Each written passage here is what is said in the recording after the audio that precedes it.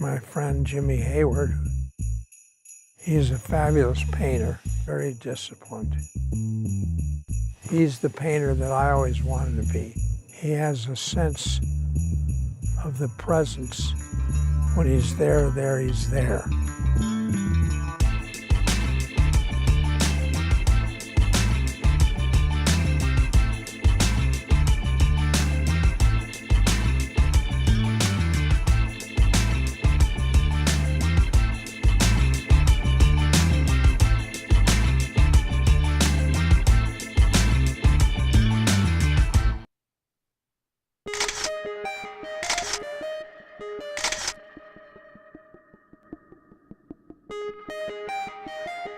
That party was so good. At one point, I'm standing by the edge of the pool, and this guy comes walking right along the edge and pushes me and goes to fall, and I grab him by his shirt front and yank him up. Jim Carrey. I saved him from going in the pool. That was a fun party. Well, at the end, I'm still making brush strokes of individual color on the left side, but when I go to do the right side, I just take the brush stroke and mark it on here and just stir it all together. But if you look close, you'll see tiny little bits of nuance, and I like that. I build them, and then they get stretched. This gives it a lot of shape. It's got plywood behind it. You just learn from old painters. Yeah. Oh, this is really neat. I love this about painting.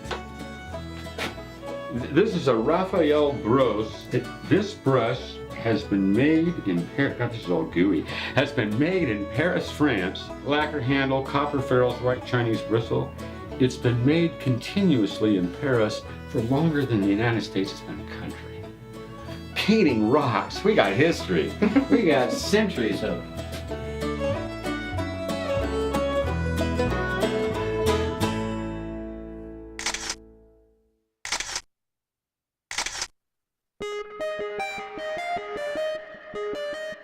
I'm a huge fan of his work. I love his work. His gestural elements and his use of paint, it's so bold. I had never seen anything like them in my life before, and I thought, who in the world makes these? The sort of like friction between kind of accident and plan in those paintings is so potent. Seems to be this two things going on at once, a real sensuality and physicality, and a real cerebral intelligence. A play on nothingness and everythingness, pretty much.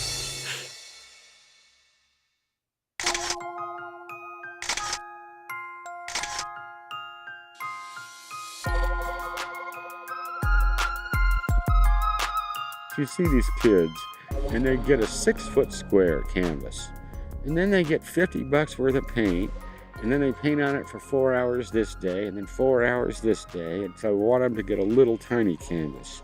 I want them to get twice as much paint, and I want you to sit down and paint from beginning to end without stopping. So I took my own advice, and I started with the tins of paint. I went from the real flat things to these really impasto things, really quick.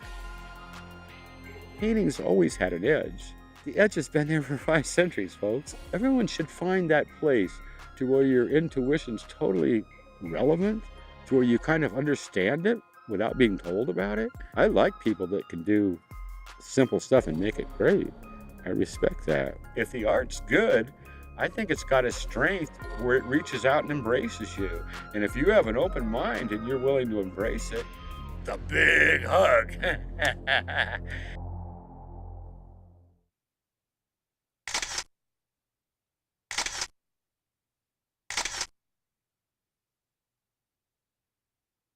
You'll be at an art event and we'll just gravitate towards each other. I mean, he just makes me laugh. He's always full of stories. Jimmy has a million stories. Frank Gard did that, and I saw it in Minneapolis when I met him. That painting has been in so many girly magazines, and he gets $300 every time it's reproduced. And when's the last time you saw 2 paintings with pink snakes and it wasn't obscene? There it is. That Brian Falstrom. I bought the bells online, but the wood and the feathers are all from the farm. I found every one of those feathers on the farm. And some of all the wood, I just bought the bells online. And the beads too, I bought beads online. This is like the guest house. Like when I have company, they sleep here. Eloise calls it the music room because she's got drums and a piano and a guitar. I got carried away and ended up making that absurd rocking horse. I have these 2 really crazy ones we got last visit. He was having a ball.